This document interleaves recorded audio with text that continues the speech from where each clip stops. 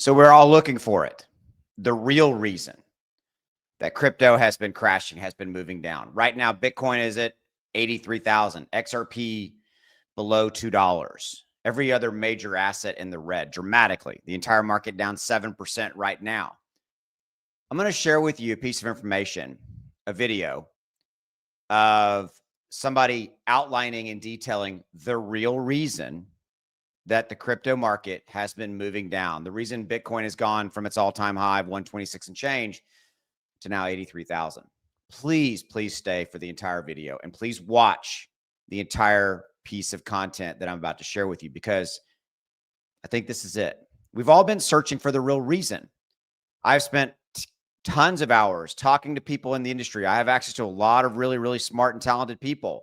And all of them at the end of the day have been scratching their heads and looking at the situation and going, this makes no sense. The reason that I'm about to give you and share with you makes sense.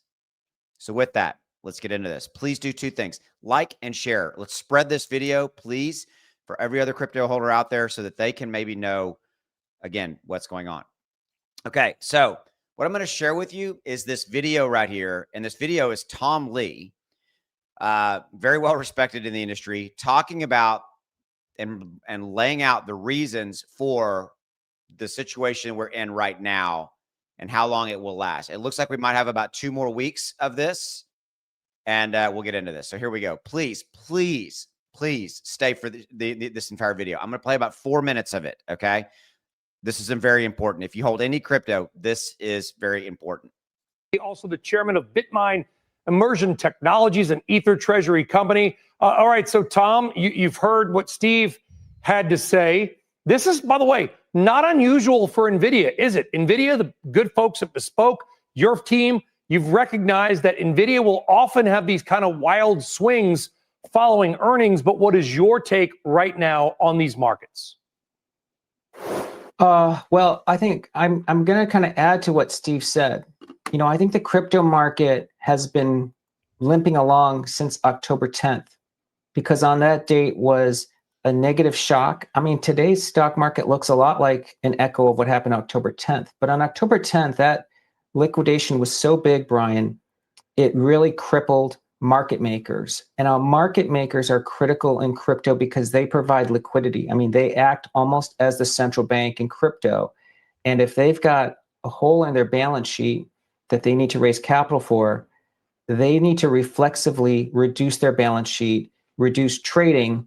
And if prices fall, they've got to then do more selling. So I think that this drip that's been taking place for the last few weeks in crypto reflects this market maker crippling. And so in 2022, it took 8 weeks for that to really get flushed out. We're only 6 weeks into it. So I kind of concur. I think crypto, Bitcoin and Ethereum are in some ways a leading indicator for equities because of that unwind and now this sort of limping and weakened liquidity. Well, that was the point that my very smart team behind me, we put together for the top of the show, which was showing that Bitcoin turned down today before the market did. All right, take us back. So October 6th, I think it was October 6th or 7th, Bitcoin hit 125,000. Yeah, a couple days later, it was still around 120,000. Now, obviously, Bitcoin's at 86 and change. So what specifically occurred on or around October 10th that would lead us to where we are now on what, November 20th? Yeah. Well, Steve actually pointed this out. There's a lot of what they call automated processes in crypto. One of them is called ADL, okay, and that's an automatic liquidation feature that would take place if someone's account or their collateral drops in price. It's essentially like a margin call.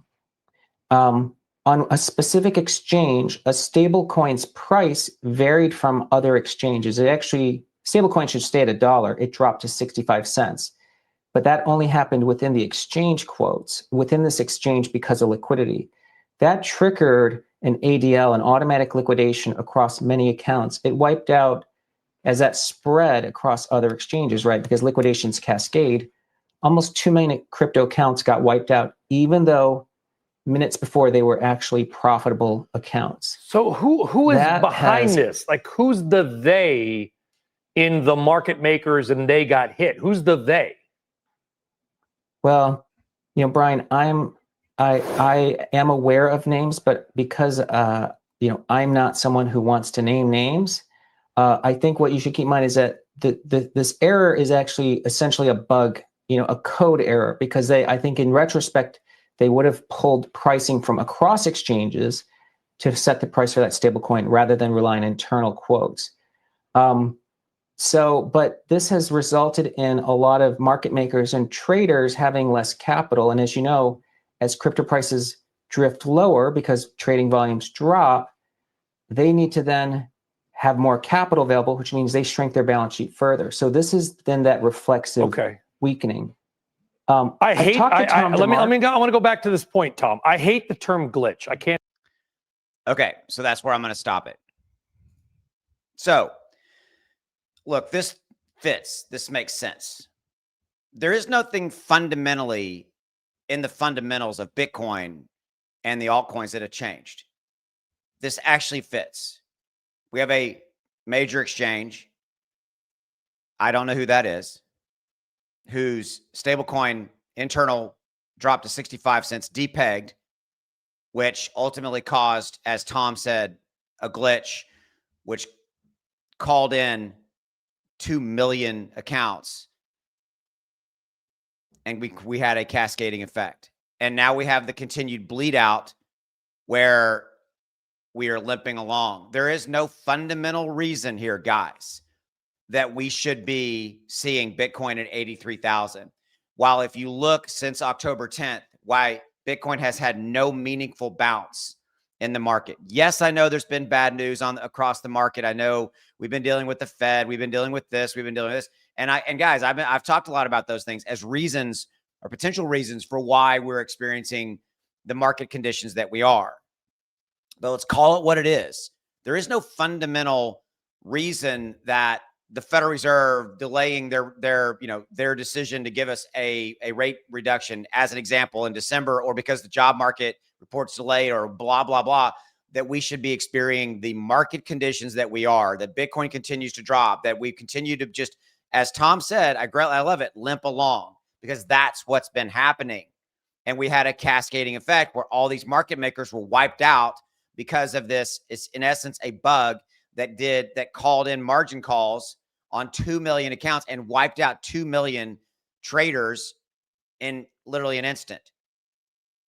And by the way, it cascaded across other exchanges. That's what happened, because other exchanges use the liquidity and use, the services from this large exchange and these market makers, in essence. That's it, guys. And so where does that leave us? It leaves me with a place. I will tell you this. Nothing has fundamentally changed. I'm going to continue to be buying Bitcoin, continuing to buy XRP, and taking this as an opportunity, because to me, nothing's changed.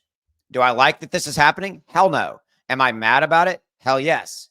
Do I have any power in this situation? Absolutely not. What do you think? Drop in the comments below. But I think this is it. Would love to hear from you. Thank you.